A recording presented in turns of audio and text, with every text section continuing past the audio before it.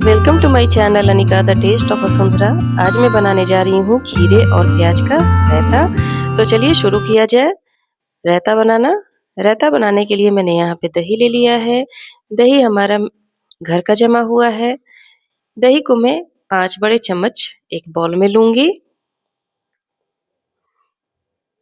ये देखिए 5 चम्मच मैंने यहाँ पे दही ले लिया है।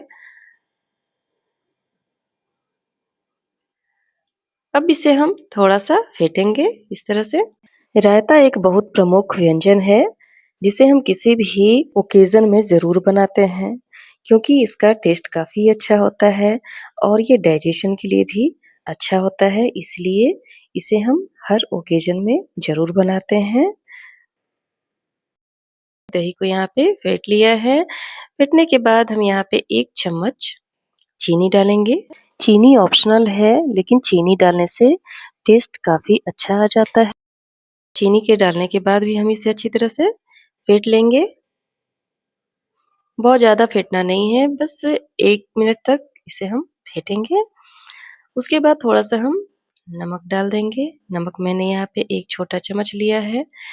1 चम्मच मैंने यहाँ पे लाल मिर्च पाउडर ले लिया है और आधा चम्मच मैंने यहाँ पे काला नमक पाउडर ले लिया है।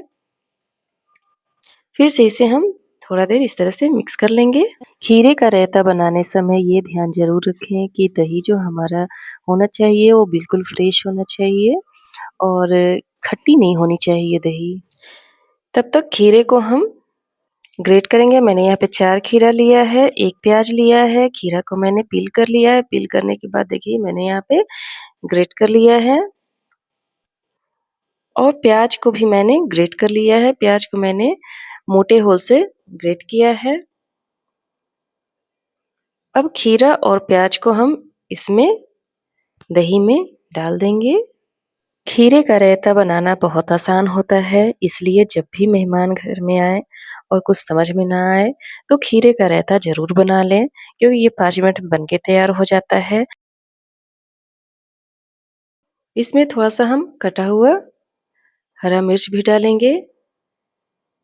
थोड़ा-सा कटा हुआ धनिया भी डाल लेंगे। धनिया से काफ़ी अच्छा टेस्ट आ जाता है और इसे मिक्स कर लेंगे। ये देखिए हमारा रायता जो है रेडी हो चुका है। रायता एक बहुत अच्छा साइड डिश है। इसे आप किसी भी चीज़ के साथ खा सकते हैं। इसे आप पराठे के साथ खा सकते हैं, बिरयानी के साथ खा सकते हैं, चावल के साथ खा सकते हैं। तो इस तरह से आप भी अपने घर में रायता बनाएँ और किसी भी व्यंजन के साथ इसका लुत्फ़ उठाएँ। थैंक यू, धन्यवाद।